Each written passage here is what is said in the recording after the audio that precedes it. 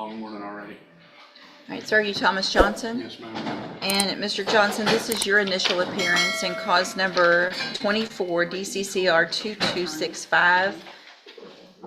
You're charged with a third-degree felony offense of evading arrest or detention with the use of a vehicle from September 8th of 2024. Yes, Since you've made bond, have you had an opportunity to try to hire a lawyer? I have not. Okay. What do you mean when you say you've had a long morning already? My foot. I had some metal fall out yesterday, so everywhere I'm going, I'm hobbling around, so it's just hard to get around on it right now. Okay.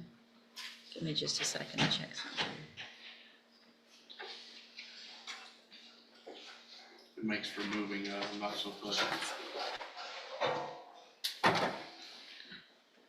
If I test you this morning, you gonna have anything in your system? No. Let's double check that before we go forward. Have a seat over in the jury box, please. Mr. Johnson, in cause number 24 DCCR 2265, we've already gone through this, but you're charged with evading arrest or detention with the use of a vehicle. I have reviewed the pre-sentence report in your case.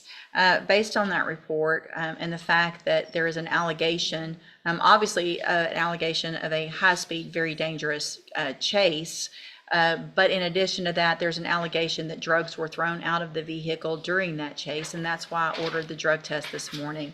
It's now 11 o'clock. I ordered this drug test prior to 9 o'clock. You have not been able to go or are refusing to go to the restroom. Based on that, I am going to find that I'm going to assume that you are positive and that it is in the best interest of our community that I raise your bond, which is currently set at, give me just a second to figure that out.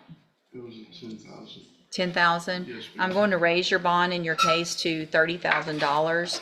A condition of that bond, if you make it, is that you wear a drug patch at all times. You will have 24 hours from the time you are released, if you make that bond, to have a drug patch put on. Your bondsman can let you know where to do that. You have to change it every 2 weeks. If it tests positive, you would be right back in custody, obviously. If it's not testable, then it's also going to be considered a positive drug screen.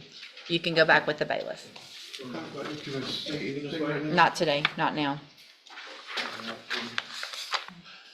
All right, sir, again, you're Jerry LeBlanc, Yes, ma'am. and will your client waive the formal reading of the indictment in each case? We do, yeah.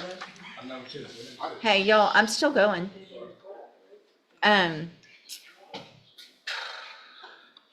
Sorry. Let's see.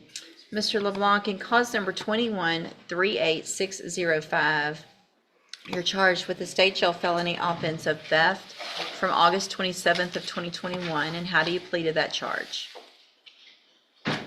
Yes. Are you pleading guilty freely and voluntarily? Yes, ma'am. And are you pleading guilty because you actually did what they've charged you with? Yes.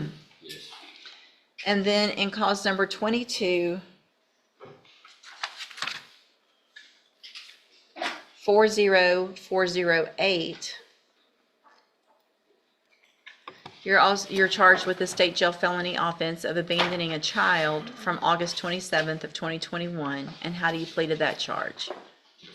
Again, are you pleading guilty freely and voluntarily, and because you did what they charged you with? In each of these cases, I have here on the computer some documents that have your signature on them that the state has marked as exhibit number 1. Before you signed these, did you go over them with Mr. Jeffries? The paper on the computer?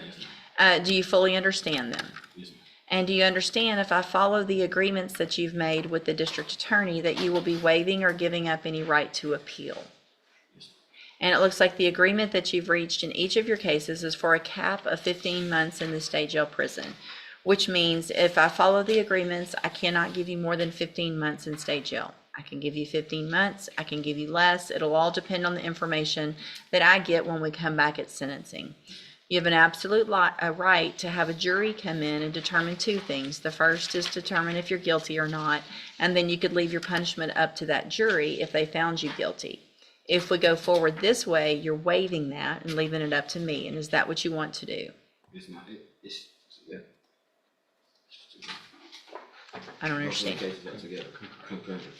If I give you prison time in each of these cases, it would run concurrently, which is together at the same time. Okay. State tenders number 1 in each case. No objection. It's admitted in each case. Is there any evidence that Mr. LeBlanc is not competent? No.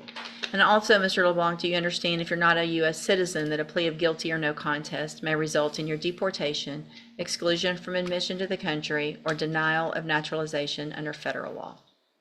Yes, ma'am. State tenders number 1 in each case? Did I already do that? Yes. It's admitted. Okay. I'm going to find, Mr. LeBlanc, that you entered your pleas of guilty freely and voluntarily in each case. Find that you're mentally competent and you understand the nature and the consequences of those pleas.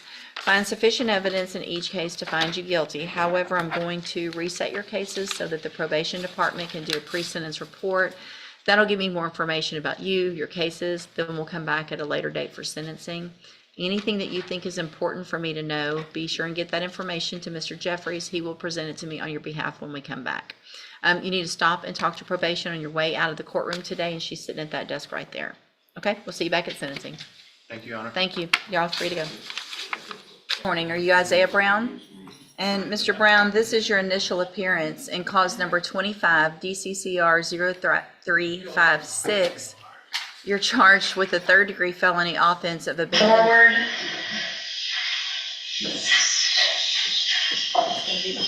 Isaiah Brown.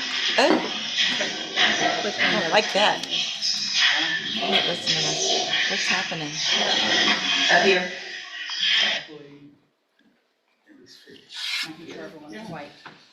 Wow. Okay, let's start over. Mr. Brown, in cause number 25, DCCR 0356, you're charged with a third-degree felony offense of abandoning or endangering a child with the intent to return from February 9th of 2025. And since you've made bond in your case, have you had an opportunity to try to hire a lawyer? I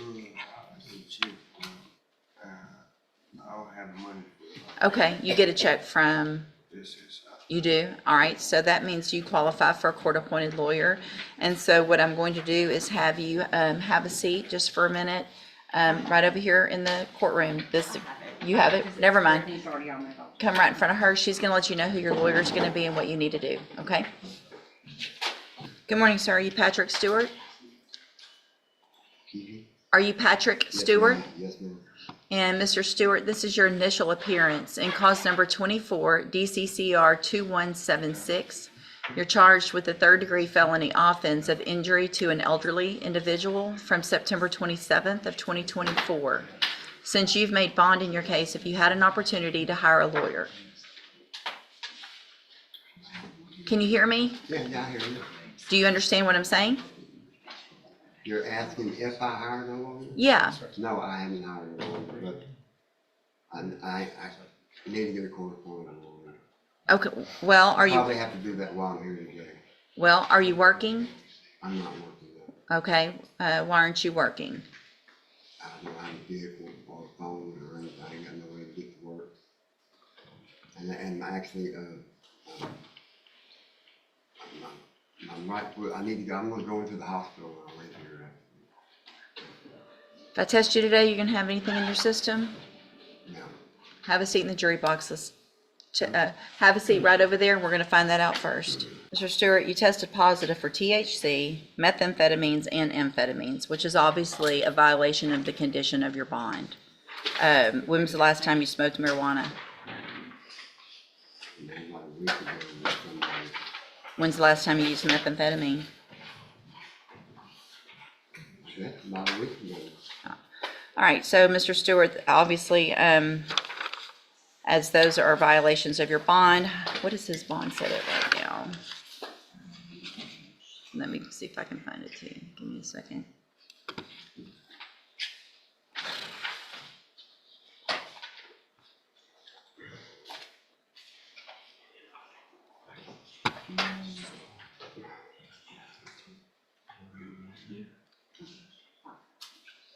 $5.